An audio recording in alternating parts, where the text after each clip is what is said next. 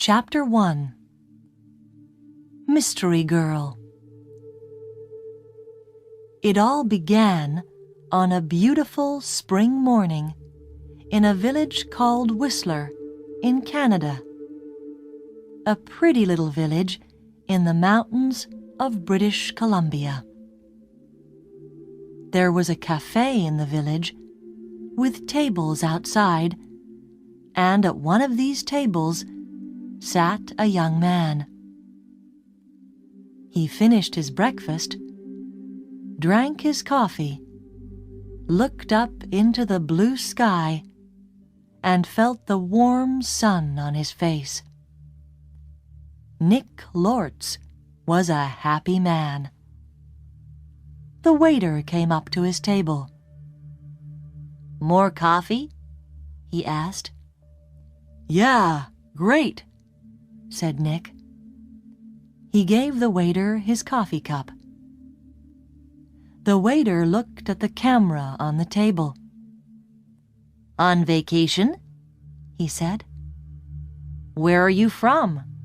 "San Francisco," Nick said. He laughed. "But I'm not on vacation. I'm working.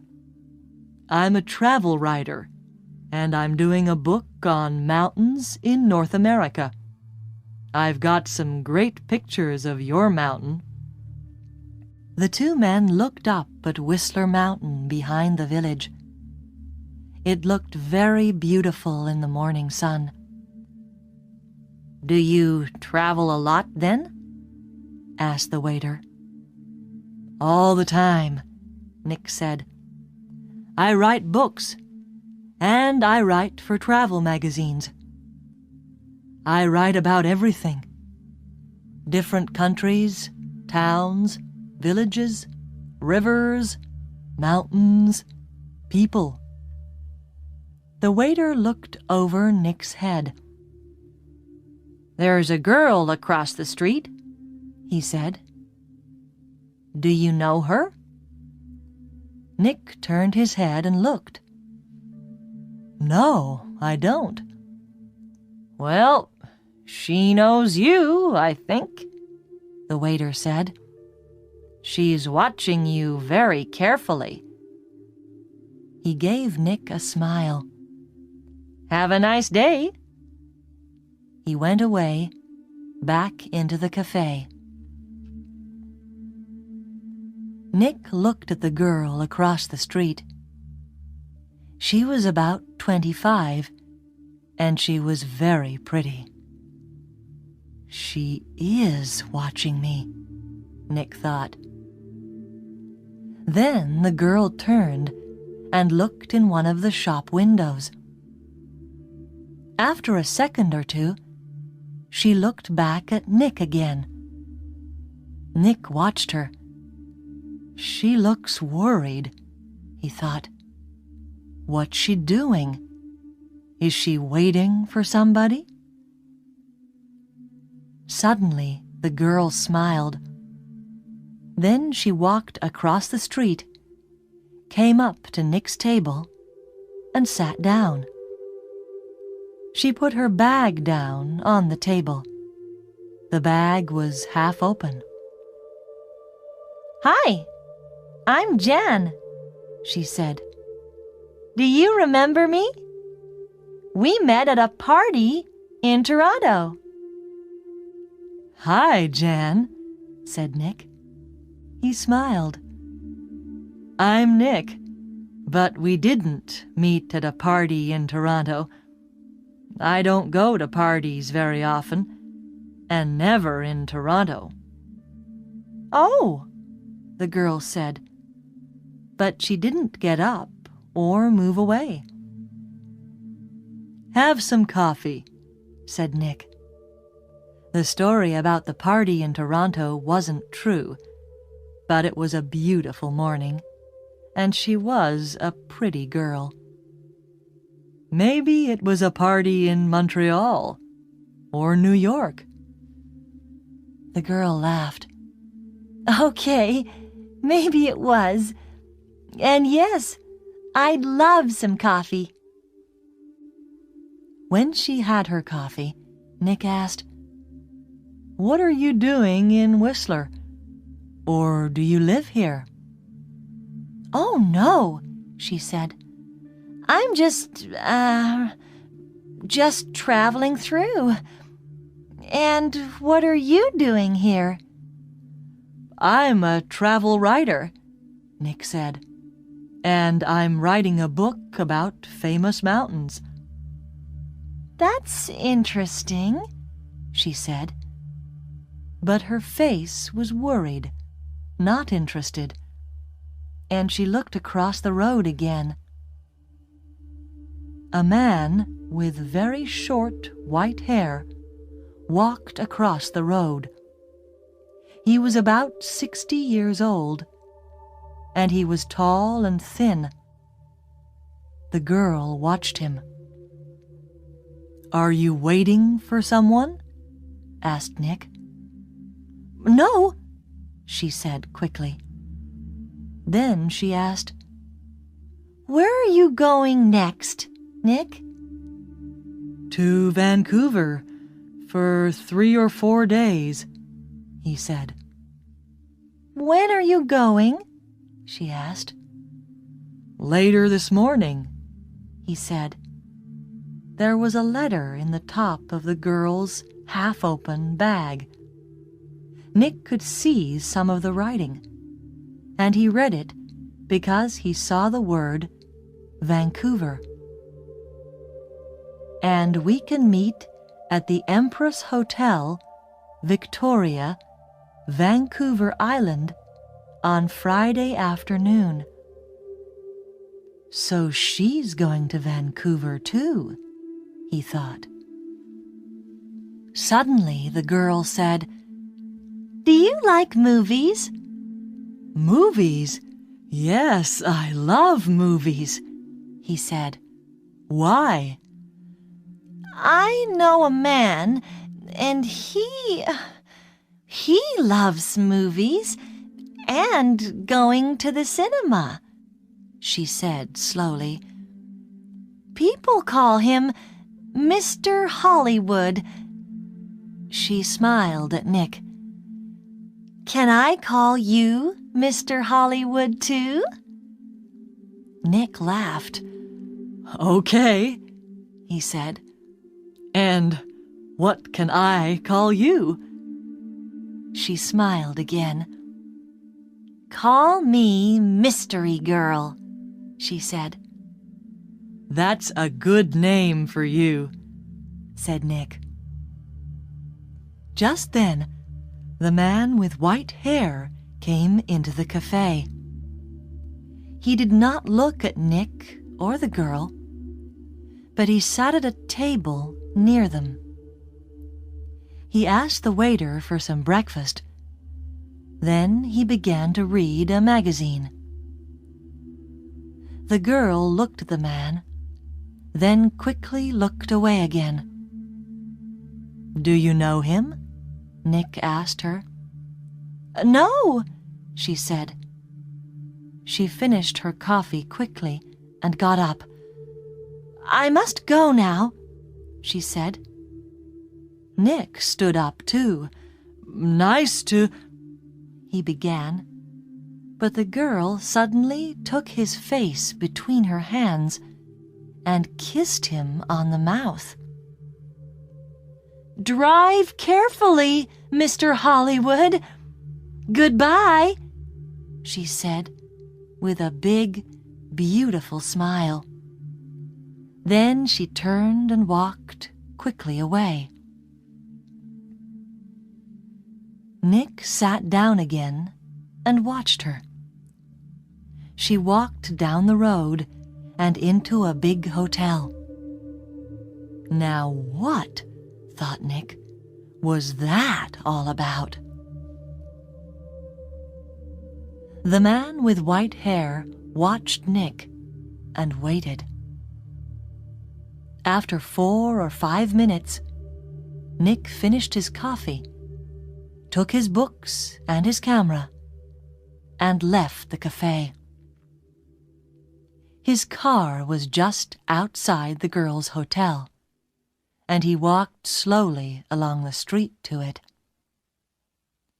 The man with white hair waited a second, then quickly followed Nick. From a window high up in the hotel, the girl looked down into the road. She saw Nick and the man with white hair about 50 yards behind him. Nick got into his car, and the man with white hair walked quickly to a red car across the street. 5 seconds later, Nick drove away in his blue car, and the red car began to follow him. When the girl saw this, she smiled, then went to put some things in her travel bag. Chapter 2. A Hand in the Back. That evening, in his hotel room in Vancouver, Nick could not stop thinking about the girl in the Whistler Cafe.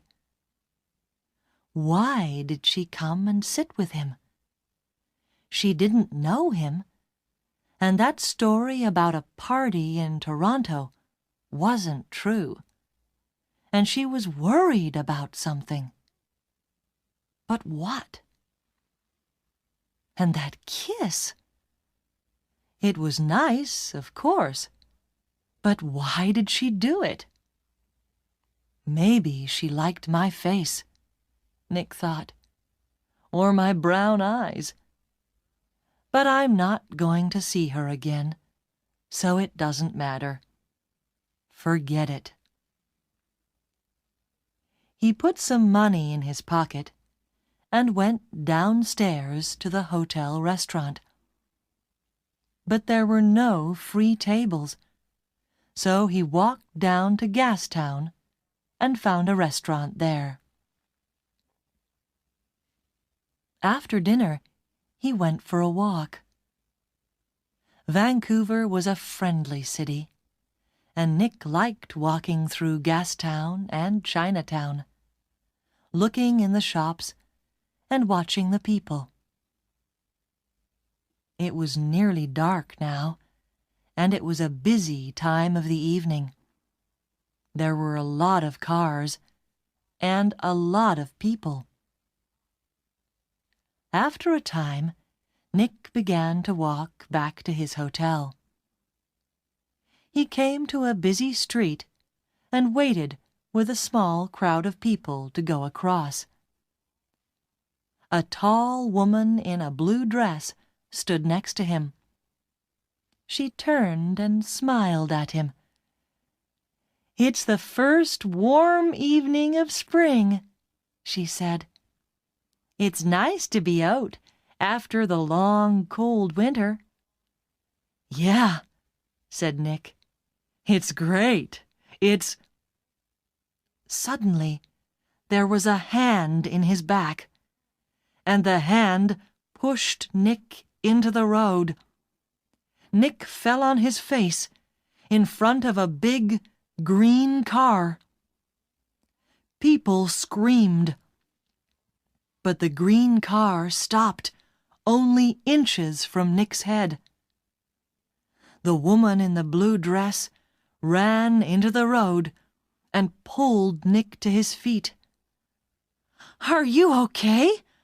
What happened?" she said. The driver of the green car shouted angrily at Nick, but Nick did not hear him. "Somebody pushed me," he said to the woman. "I didn't fall. Somebody pushed me." "Pushed you?" said the woman. "Who? I didn't see anybody."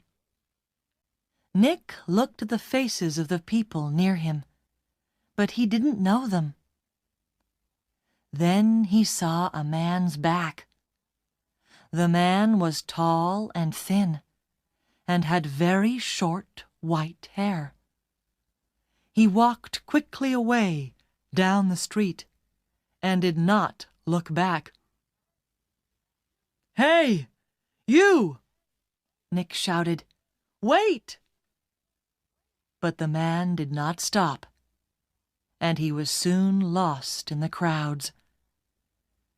"Did he push you?" asked the woman in the blue dress. I don't know," Nick said. "Do you know him?" she asked.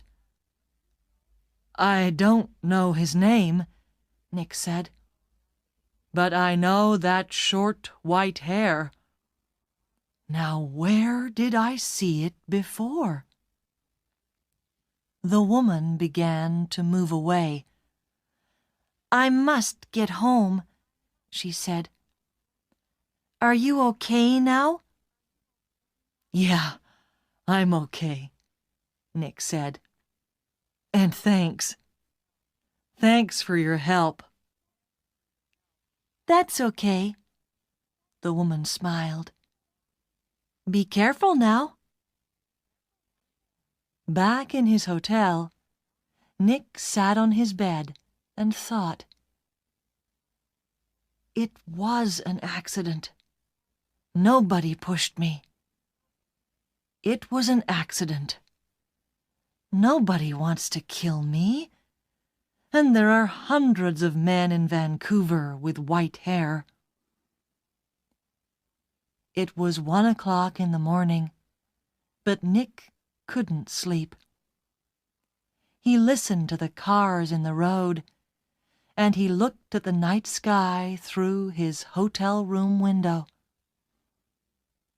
Then he sat at the table and tried to write some more of his book about mountains. But he couldn't think about his work. He got back into bed. There were 4 or 5 magazines in the hotel room. They were not very interesting, but Nick sat in bed and opened one, and saw a photo of Mystery Girl. He looked at the picture very carefully. But yes, it was her. Jan, the girl from the Whistler Cafe. She was next to a man of about 50 or 55, and they were in the garden of a big, expensive house. They smiled at the camera, and they looked very happy. Canadian millionaire Howard Hudson and his daughter Meg, it said under the picture, at their home in Toronto. Meg Hudson, not Jan, not Mystery Girl. Meg Hudson, the daughter of a millionaire. Nick read it again. Why did she come and sit with me in the cafe at Whistler? He thought. Millionaires' daughters don't sit with strangers in cafes and then give them a big kiss when they leave. Why did she do it? What did she want? He thought back to the cafe in Whistler and the girl next to him at the table. Then he remembered something. He remembered a man at a table near them in the cafe. A tall, thin man, about 60 years old. A man with very short white hair. Nick didn't sleep much that night. Chapter 3. A walk in the park. The next day was Thursday. Nick stayed in his hotel room and wrote about mountains all morning. Then he drove to Stanley Park in the afternoon. He sat and read a book for an hour. Then he went for a walk under the tall trees. There was nobody here. It was quiet, and he could walk and think. He thought about Meg Hudson and about the man with white hair. Did he know Meg Hudson? Did she know him? He remembered Meg Hudson's last words. "Drive carefully, Mr. Hollywood." Why did she say that? Why did she call him Mr. Hollywood? He didn't understand any of it. Suddenly, he heard a noise. He stopped. That was a gun, he thought. There's somebody in the trees with a gun. There it is again. Then something hit the tree over his head. Somebody's shooting at me, Nick thought. He turned and ran. And somebody began to run after him. Nick ran through the trees. There was no sun in here, and it was half dark. And there were no people. Nobody to help him. I must get to my car, Nick thought. Find some people. The police. He ran on. He could still hear the gunman behind him, so he ran faster. After 3 or 4 minutes, he stopped and listened. Nothing. It was all quiet. Nick was afraid. What's happening? He thought. Why is somebody shooting at me? First a hand pushes me in front of a car, and now somebody's shooting at me. He waited another second or two, then walked quickly back to his car. He was very careful. He looked and listened all the time. But nobody came out of the trees, and nobody shot at him. Then he saw people. Women with young children, some boys with a football, 2 men with a dog. He began to feel better. Nobody can shoot me now, he thought. Not with all these people here. 10 minutes later, he was back at his car. There was a letter on the window. Nick read it. It said, "I'm going to kill you, Mr. Hollywood." Nick drove to the nearest police station. He waited for half an hour. Then a tired young policeman took him into a small room. Nick told his story, and the policeman wrote it all down. "So, what are you going to do?" asked Nick. "Nothing," said the policeman. "Nothing?" said Nick.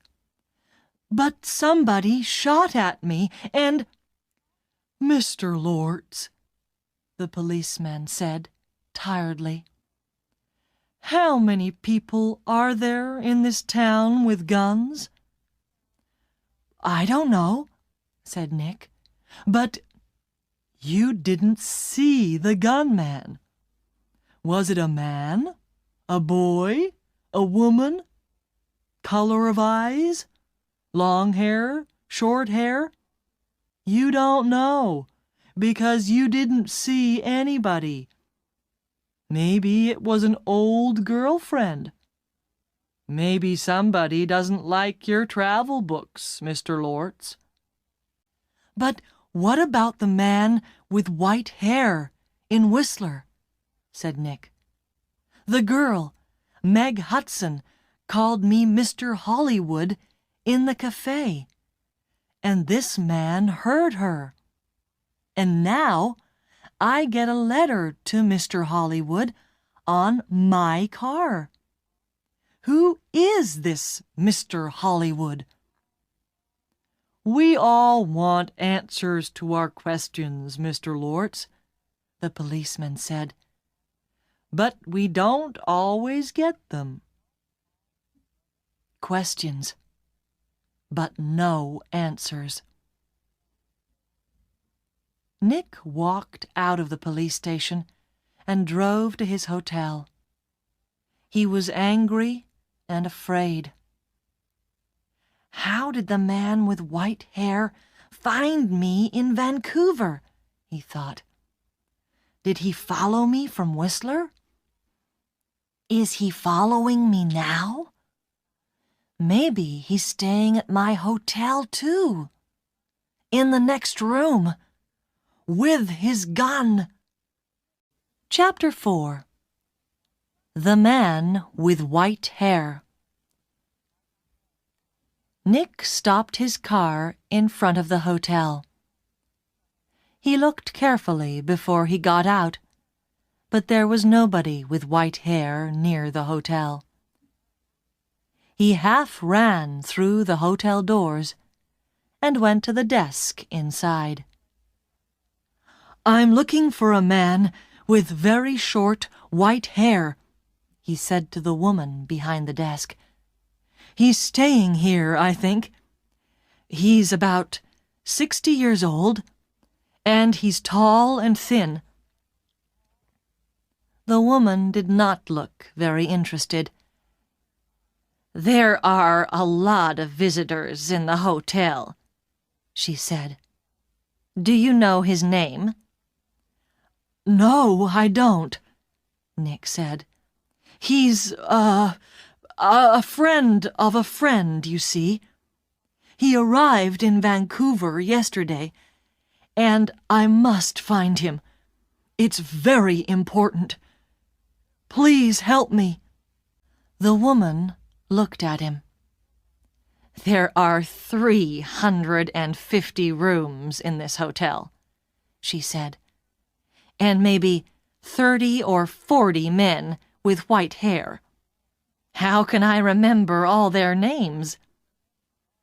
She turned away to answer a telephone call. Nick walked away from the desk. A drink, he thought. I need a drink.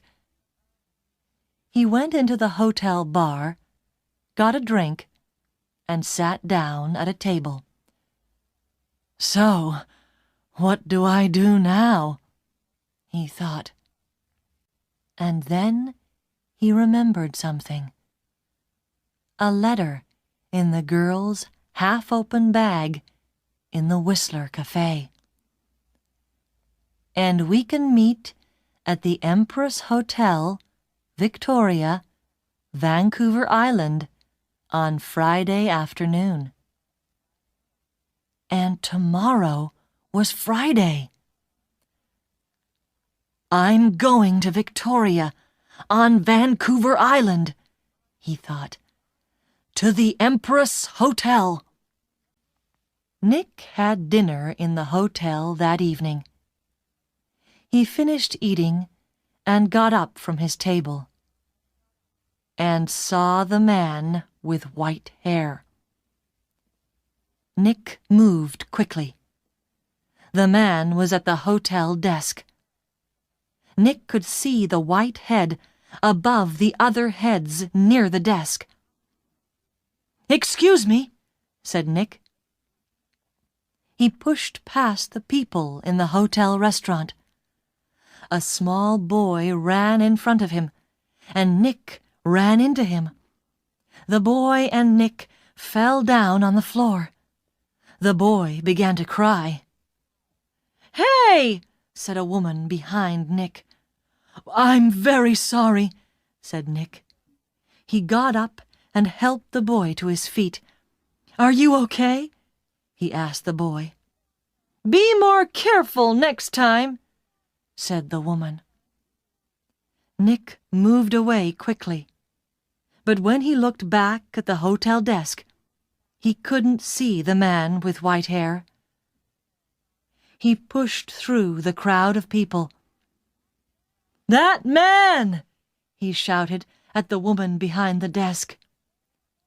"That man with short white hair! Where did he go?" The woman looked at Nick. "Mr. Vickers," she said. "I don't know." "Vickers? Is that his name?" said Nick. "What's his room number?"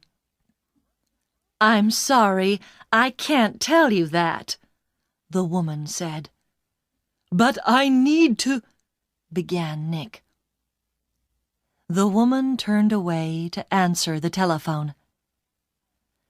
After a second or two, Nick went upstairs to his room.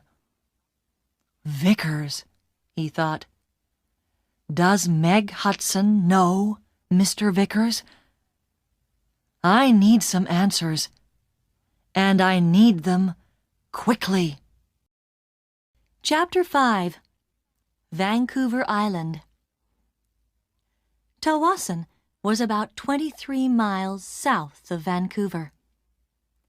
Nick drove there in his car the next morning for the 1 o'clock ferry to Vancouver Island. Every 5 minutes, he looked behind him. The road was busy. Black cars, white cars, red cars, green cars. Maybe Vickers was in one of them. At Tawasin, Nick drove his car onto the ferry. There were a lot of cars and crowds of people. Nick got out of his car and walked up and down the ship. He looked for a man with white hair, but he didn't see one. Soon the ferry began to move, and Nick felt better. He found the ferry restaurant and got something to eat. More people came in. Nick looked at the faces of all the older men. Some had hats on, so he looked for somebody tall and thin, but there was nobody. Maybe he's not on the ferry, Nick thought. Maybe he's back in Vancouver. Later, Nick walked around the ship again. Once, he thought he saw the man with white hair in the crowds, but he could not be sure. 90 minutes after leaving Tawasin, the ferry arrived at Swartz Bay on Vancouver Island, and Nick went back down to his car. Swartz Bay was 20 miles north of Victoria. Nick drove quickly, and again looked behind him every 4 or 5 minutes. Once, he saw a red car about 200 yards behind him. Did I see that car on the road from Vancouver to Tawasin? He thought. He drove more slowly, but the red car still stayed 200 yards behind him, and Nick couldn't see the driver's face or hair. Soon, he was in the busy streets of Victoria, and Nick didn't see the red car behind him again. Victoria was a city of gardens and beautiful old buildings. Nick liked Victoria very much, but today he wasn't interested in gardens or buildings. He found the Empress Hotel, went inside, and walked across to the desk. "Can I help you?" a young man asked Nick. "I'm meeting a friend here this afternoon," said Nick. "Miss Hudson." "Hudson," said the young man. "Wait a minute." He went away and came back. "Sorry, but there's no Miss Hudson staying here." Nick took something from his pocket. It was the photograph of Meg and her father, from the magazine. "This is her," he said. The young man looked at the picture. "Oh, right. You mean Howard Hudson's daughter," he said. "She's not staying here, but I saw her 10 or 15 minutes ago. She was with somebody, a man. He asked me about the tea room." "The tea room," said Nick. "Where's that?" The man with short white hair was tired. He couldn't sleep, and he couldn't eat. He thought about only one thing all the time. He drove and he watched, and he waited, and he followed. When he drove into Victoria, the streets were busy, and suddenly he lost the blue car in front of him. Angrily, he drove around the city, past all the big hotels. "I must find him," he said. "I must do it. Today." Then he saw the Empress Hotel, and in the street outside it, a blue car. He drove past the hotel, left his car, and ran back down the street. He went across the road and walked past the downstairs windows. There was a big room with tables and chairs and a lot of people. He looked carefully at all the faces. "There she is," he said suddenly. There were 2 men with the girl. He couldn't see their faces, only the backs of their heads, but one of the men was in a green shirt. "Mr. Hollywood," the man said, and smiled. "Goodbye, Mr. Hollywood." People in the street turned to look at him, but the man did not see them. He walked up to the doors of the hotel and put a hand into his pocket. Inside, the gun was cold and hard. Chapter 6. A Tea Party. Nick looked through the doors of the tea room in the Empress Hotel. Meg Hudson sat at a table with a man. The man was about 30, or maybe a year or 2 younger. He was tall and brown from the sun. He wore a white shirt, white trousers, and white shoes. He said something to Meg, and she laughed. She looked very happy. A waiter came up to Nick. "Can I get you some tea?" he asked. "No, thanks," said Nick. "I'm with the 2 people over there." And he walked across to Meg's table. "Hello, mystery girl," said Nick. "Remember me? We met at Whistler. Your name was Jan then, but maybe today it's Meg Hudson." Meg Hudson looked up at him. "Oh!" she said, and her face went red. "Who is this, Meg?" asked the man. This is Nick," said Meg. "He's a writer. Nick, this is Craig Winters." "Sometimes called Mr. Hollywood," said Nick. "Maybe. But how did you know that?" asked Craig Winters. "I guessed," said Nick. "And I think I'm beginning to understand. Can I ask you a question, Mr. Winters? Does somebody want to kill you?" Craig Winters' face went white. "Kill me? What are you talking about?" asked Meg. "Before I tell you, answer this question, please," said Nick.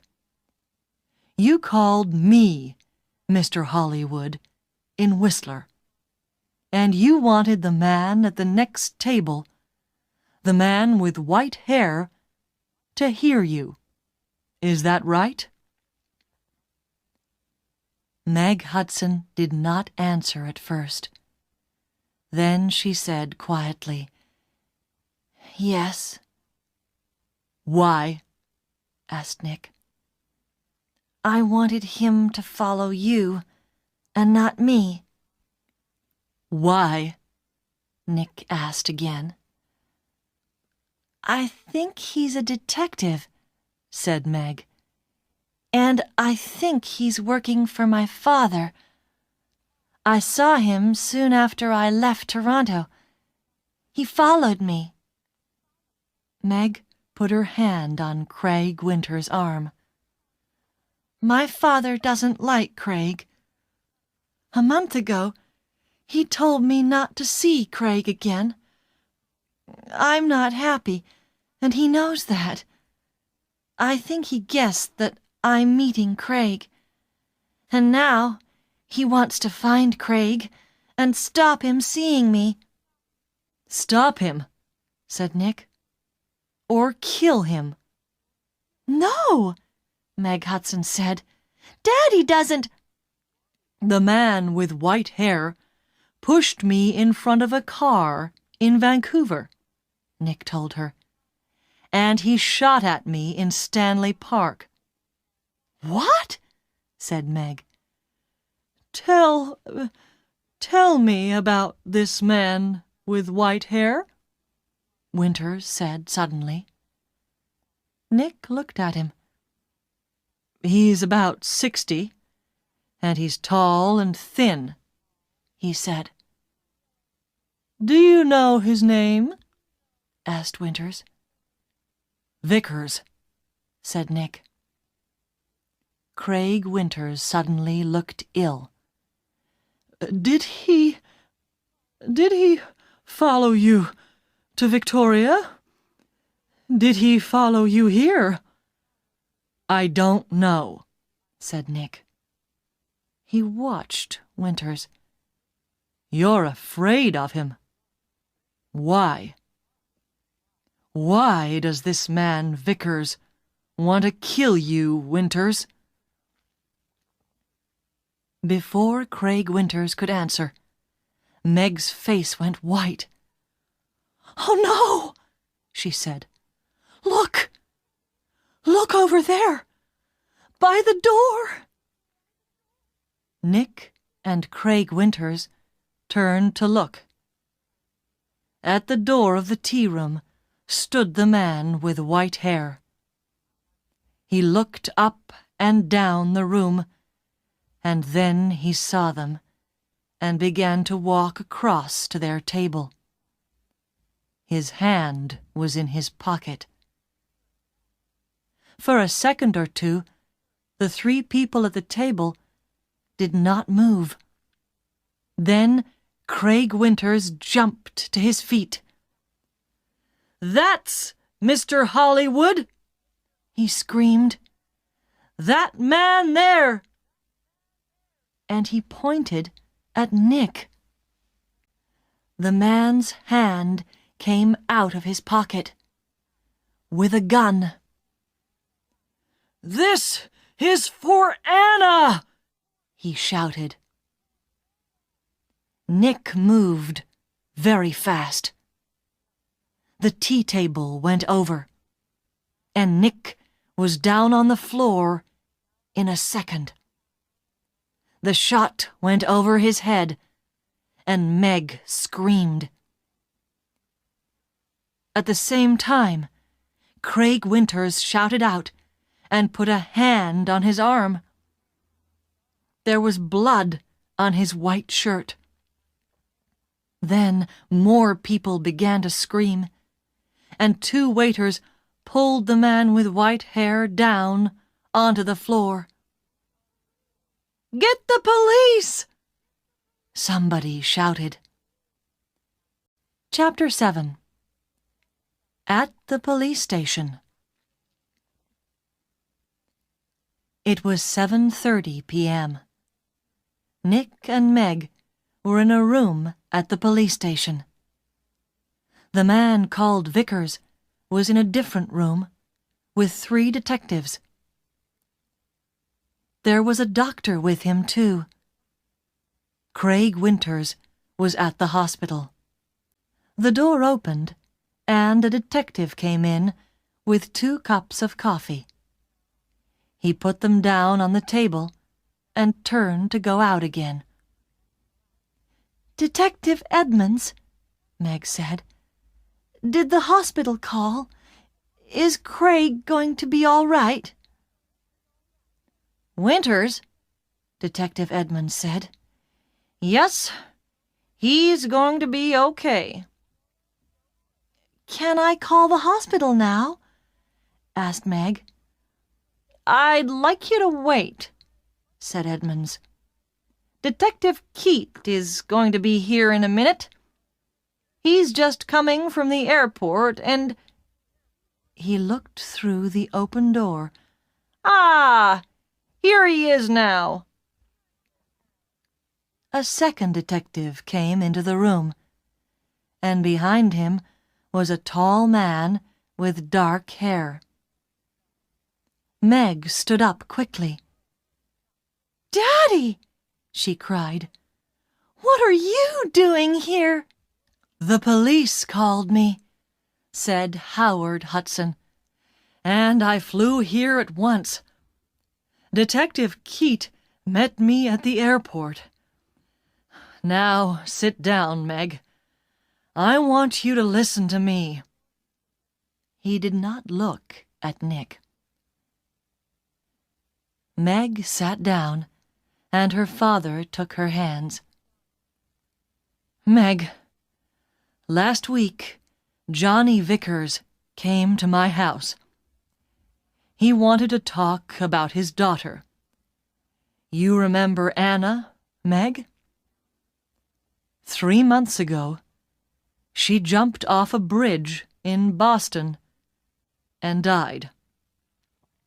She was young, beautiful, rich, and she didn't want to live. Why? Because she loved a man, and the man took her money, ran away, and left her. And the man was called—" "No!" said Meg. "No!"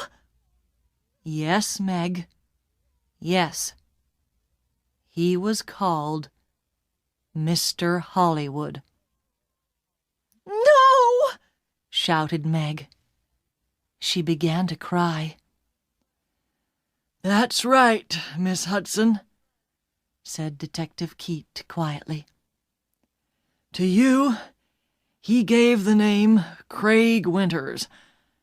When Anna Vickers knew him, he was Carl Windsor, but he liked all his girlfriends to call him Mr. Hollywood. He took nearly $50,000 from Anna Vickers, and there was a girl before that." "No, it's not true!" Meg shouted. "It is true, Meg," said her father. "Winters Windsor gets all his money from rich men's daughters. Johnny Vickers loved his daughter. He went to her house in Boston after she died. He read her letters and learned about the money and the name Mr. Hollywood. And when he came to my house, I told him about you, Meg. I said, my daughter's got a new boyfriend, and she calls him Mr. Hollywood. I don't like him, but I can't stop her. She's going away to meet him next week, I think. What can I do?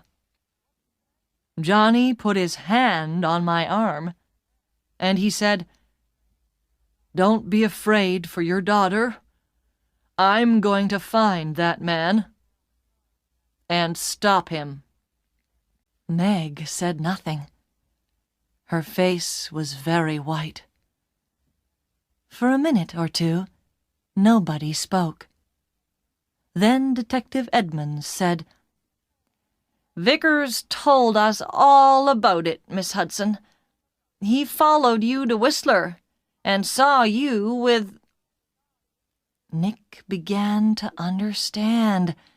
With me, in the cafe, and Meg called me Mr. Hollywood. Howard Hudson looked at Nick. You're the travel writer guy, right? Lortz. Nick Lortz, said Nick. Vickers nearly killed me. He shot at me twice, and... But Howard Hudson was not very interested in Nick. He looked at his daughter again. How much money did you give him, Meg? He said.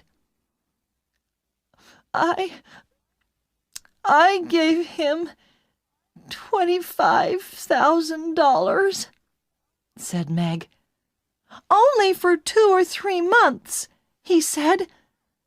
Then he... She began to cry again. Well, you can say goodbye to that money, said Hudson angrily. What's going to happen to Vickers? Nick asked Detective Edmonds. Hospital, I think, said Edmonds.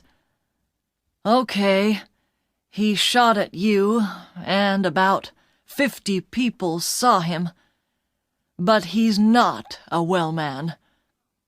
The doctors are going to put him away in a hospital. Howard Hudson stood up. Okay, Meg, I'm going to take you home. My plane is waiting at the airport. Meg followed her father to the door. Then she remembered Nick and turned. I'm sorry, she said. I got you into all this. I called you Mr. Hollywood. That was wrong. But I didn't know. It's okay, said Nick. You know everything now. And it's better to learn it now and not later.